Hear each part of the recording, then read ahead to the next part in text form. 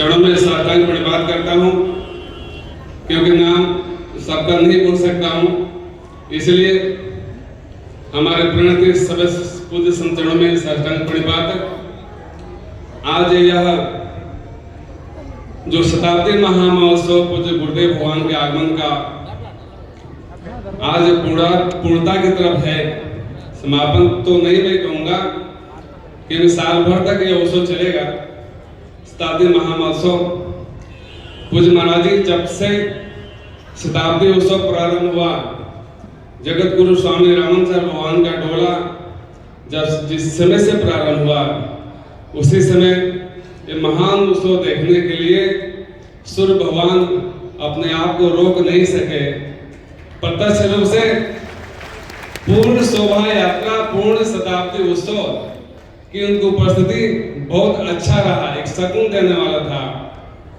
समस्त हमारे ब्रजवासी, भारतवर्ष के समस्त पूज्य संचरण, हमारे श्री गुरुदेव भगवान के समस्त लाडले भक्त इस उत्सव के साक्षी हैं। आस्था चंद्र के माध्यम से और हितम्बर जी महाराज के जो भरत चरित्र जो उन्होंने कहा है, मैं उनके प्रति भी कृतज्ञ हूँ। हमारे कई वर्षों से मन में भावना था, शताब्दी उत्सव कब आएगा, शताब्दी उत्सव कब आएगा। इतनी उल्लास से लगभग 20 साल से हमारे दिमाग में था। मैं 2026 हम रात्रि में भी 2026 ही देखता था। आज 2026 जब से प्रारंभ हुआ तो एक एक दिन भारी पड़ रहा था, कब 10 जनवरी से उत्सव आएगा, कब प्रारंभ होगा। एक उल्लास है। परम श्री बाबा गुरुदेव भगवान के आशीर्वाद, गुरुदेव भगवान की कृपा से ही यह उत्सव चल रहा है। और आज परम सौभाग्य है, सर्वप्रथम मैं महाराज चरणों में उपस्थित हुआ था। सर्वप्रथम जगत गुरु भगवान चरणों में उपस्थित हुआ था। उसी समय सिर पे हमारे हाथ फेरे, बोले कि सबसे पहले मैं आऊंगा, आप चिंता नहीं करना। दो शब्द आप सबने सुना होगा, आज की भाषा में व्हाइट बोलते हैं, व्हाइट ही बोलते हैं ना। मारे कितना उल्लास से बोल रहे थे कि मेरा स्थान है, हमारे रामानंद समुदाय के नाके घाटे का स्थान है, मैं निश्चित ही उस समय आऊंगा। मैं आपके जो उपकार है मैं रोम रोम उसमें से भी नहीं चुका पाऊंगा। मैं इसलिए आप प्रणति चरणों में साष्टांग प्रणाम करता हूं। हम देख रहा था पूज्य महाराज जी जब एक मंडप में पधारे थे तब बहुत भीड़ होने के थोड़ा व्यवस्था भी हुआ। पूज्य श्री बाबा गुरुदेव का जो भजन है, संत सेवा है, जीव मातृ की सेवा है, बांके बिहारी भगवान प्रत्यक्ष है। पूज्य श्री बाबा गुरुदेव का दर्शन देने गए। श्री गोपेश्वर भगवान बाल रूप में आकर के प्रत्यक्ष अपने हाथों से दूध पिलाया। बद्रीनाथ क्षेत्र से पहाड़ों में रहने वाले एक विशालकाय महापुरुष से प्रकट हुए थे। महाराज जी स्वतः हमसे बताए थे, विशालकाय जटा थी, आजान बाहु उनका था, दिव्य तेज चमक रहा था। अर्धरात्रि में महाराज के दर्शन दिए, अर्धरात्रि में दिए। बोले सुदामा कुछ हो तो खिलाओ, हमको बहुत जोर के भूख लगी है।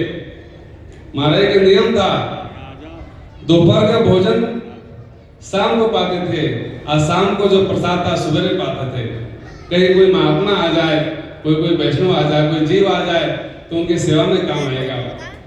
तो हमारे 2 टीका रखे थे। बोले महाराज आपके सौभाग्य से टीका रखा है, आप प्रसाद पाइए। प्रसाद पाकर कितने खुश हुए महात्मा। बोले सुदामा जी आप यही रहो, कहीं जाना नहीं है, आपकी अभीष्ट की प्राप्ति इसी जगह होगा।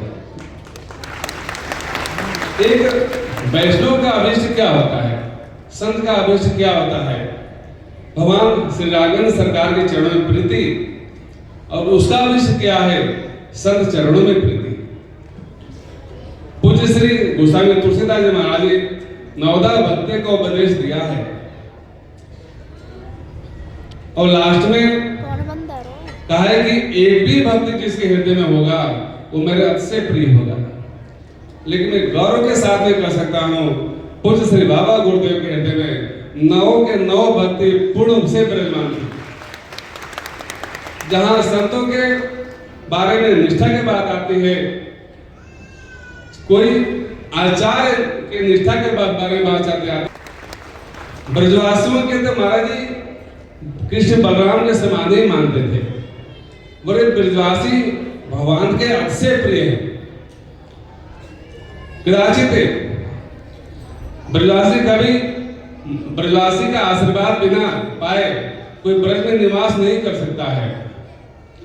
ब्रजवासी का आशीर्वाद राधा रानी का प्रत्यक्ष आशीर्वाद के बराबर होता है।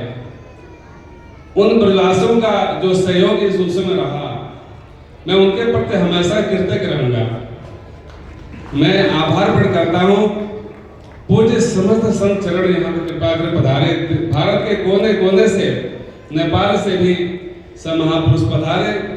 मैं उनके चरण में स्वागत और प्रणत निवेदन करता हूँ। और ये यज्ञ जो 109 कुंड का जो चला है, अभूतपूर्व था। प्रारंभ से ही ब्रजवासी खूब आनंद लिए, यज्ञ परिक्रमा के, सेवा के, सत्संग का आनंद लिए, और उसी का पुण्य प्रताप है, बाबा गुरुदेव का पुण्य प्रताप है। आज विशाल लघु कुंभ जो लगा है, पूज्य बाबा गुरुदेव के भजन का प्रताप है। जो सनातन धर्म की झंडा स्वामी रामानंदाचार्य भगवान ने जो गाढ़ा राम भक्ति